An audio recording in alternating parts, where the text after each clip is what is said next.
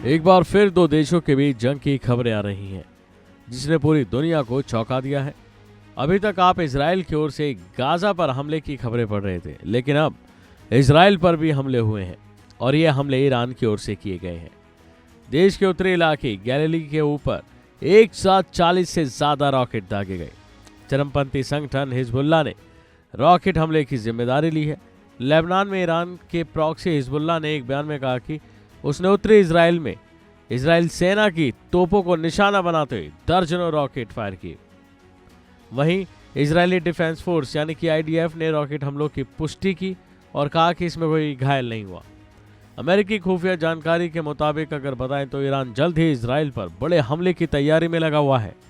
इसके लिए वह ड्रोन और क्रूज मिसाइलें सहित आंतरिक रूप से सैन्य संपत्तियां सीमा के पास लाने में जुटा हुआ है।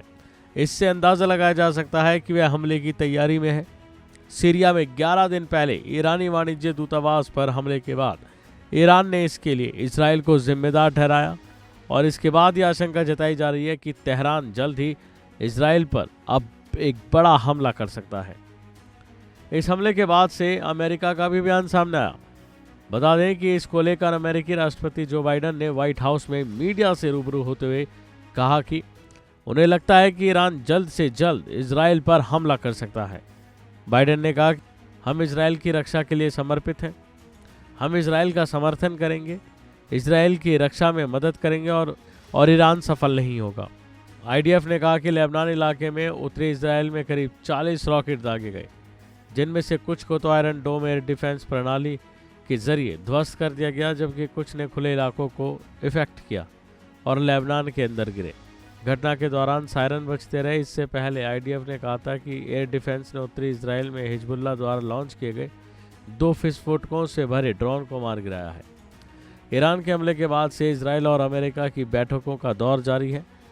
बता दें कि सीरिया की राजधानी दमिश्क में ईरान के दूतावास में एक वरिष्ठ अधिकारी की पिछले हफ्ते जान लेने के लिए जवाबी कार्रवाई की चेतावनी मिलने के बाद इजराइल ने ईरान या उसके प्रतिनिधियों द्वारा हमले के लिए तैयारी कर ली है।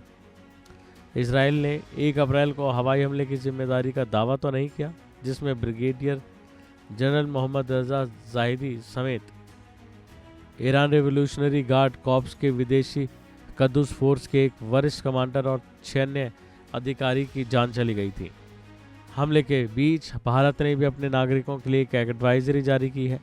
भारतीय विदेश मंत्रालय ने ईरान और इजराइल के लिए ट्रैवल एडवाइजरी जारी करते हुए सभी भारतीयों को अगली सूचना तक ईरान या इजराइल की यात्रा न करने के लिए कहा है। मंत्रालय की ओर से ईरान और इजराइल में मौजूद भारतीयों से अनुरोध किया गया है कि वो भारतीय दूतावास के साथ कांटेक्ट में रहें और अपना रजिस्ट्रेशन भी कराएं। अभी के लिए फ़िलहाल इतना ही। खबरों में बने रहने के लिए देखते रहिए वन इंडिया हिंदी।